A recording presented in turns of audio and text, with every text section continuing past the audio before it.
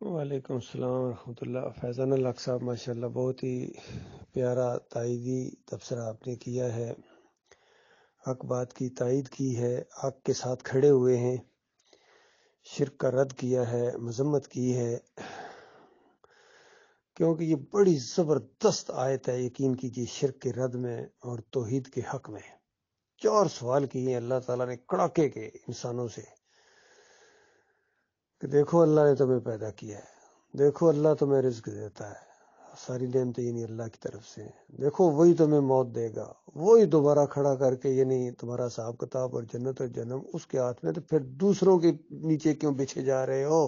وہ مشرکوں بتاؤ، اس کا جواب دو، کیا ان تمہارے شریکوں میں سے بھی کوئی ہے جو ان 4 کاموں میں سے ایک کام بال برابر کرے؟ دیکھیے انداز، دیکھیے اللہ کا۔ اللہ تعالیٰ نے یہ نہیں کہا کہ ان 4 میں سے کوئی ایک کام بھی کرتا ہے، اللہ تعالیٰ نے کہا کہ ان 4 کاموں میں سے ایک من شیء، ان 4 کاموں میں سے من شیء کوئی اور کرتا ہے تو پھر تو کہو تو ٹھیک ہے یہ بھی ہیں، جب من شیء بھی کوئی نہیں کرتا ہے تو پھر بے ایمانو کیوں ان کے گرویدہ بنے ہوئے، ان کو کیوں پوجتے ہو؟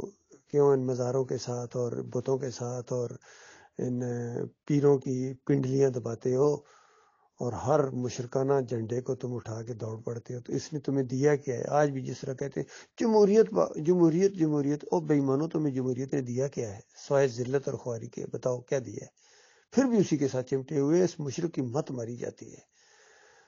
تو یہ تقریباً تمام گروپوں میں یہ چیز ڈال رہا ہوں، بھائیوں سے گزارش ہے اس کے اوپر مزید بولیں تاکہ اللہ کی بات ہر طرف پھیلے اور شرک کا رد ہو۔ باقی آپ نے یہ جو کہا ہے نا کہ یہ اس میں دن بدن شدت آ رہی ہے، تو یقین کیجئے اس کی مثال ایسے ہے جس طرح سانپ کوبرے کا سر کچل دیں تو اس کے بعد تھوڑا سا جو اچھلتا ہے نا، تو بس وہ اچھلتا اصل میں مرنے کے لیے اچھلتا ہے۔ تو یہ جو اس میں شدت آتی جا رہی ہے شرک کے اندر، یہ اپنے مرنے کے لیے اس کے اندر شدت آتی جا رہی ہے۔ اب بہت قریب ہے وہ وقت، اس کا کلا کما ہونے والا ہے۔ اب حق آ گیا ہے اور باطل مٹتا جا رہا ہے، اور باطل مٹنے کی چیز ہے۔ جس طرح آپ نے کبھی سیلاب میں دیکھا ہو، سیلاب جب آتا ہے ہر طرف تو اسی جاگ پھیل جاتی ہے، ایسا محسوس ہوتا ہے جاگ ہی جاگ ہے، اسی کا راج ہے، لیکن وہ جاگ نہیں ہوتی، تھوڑی دیر میں بعد وہ ختم ہو جاتی ہے، پھر نیچے پانی ہوتا ہے جس سے کھیتیاں سیراب ہوتی ہیں۔ یا کسی دھات کو جب پگھلایا جاتا ہے سونے کو، تو جو اس کی میل کچیل ہوتی ہے وہ اوپر آ جاتی ہے جاگ بن کے، تو ایسا لگتا ہے یہ ساری جاگ ہی ہے، لیکن جاگ بھی ہوتی ہے وہ، اصل میں جو اصل ہوتا ہے وہ نیچے ہوتا ہے جو نظر نہیں آ رہا ہوتا۔ تو حق دعوت اٹھ چکی ہے الحمدللہ، ابھی لوگوں کو نظر نہیں آ رہی ہے، تو اوپر سب جو کفر و شرک ہے یہ سمجھو جاگ ہی جاگ ہے، عنقریب اس کا جنازہ اٹھنے والا ہے۔ اور اس کا طریقہ وہی ہے، توحید کی دعوت دو میرے بھائیو، توحید کی دعوت دو، اللہ تعالیٰ اس جال کو توڑے گا۔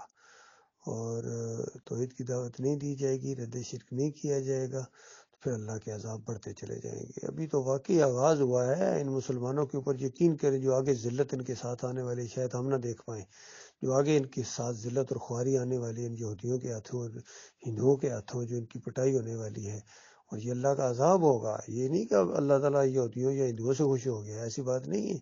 اللہ تعالیٰ اپنے دشمنوں کے ذریعے ایسی قوموں کو پٹواتا ہے جو ایمان کے بعد پھر کفر و شرک کا راستہ اختیار کریں۔ بنی اسرائیل کے اوپر اللہ تعالیٰ نے فرعون کو چڑھایا تھا، اور پھر بعد میں جب فرعون کو پکڑا تو اس کو بھی پھر چھڑانے والا کوئی نہیں تھا۔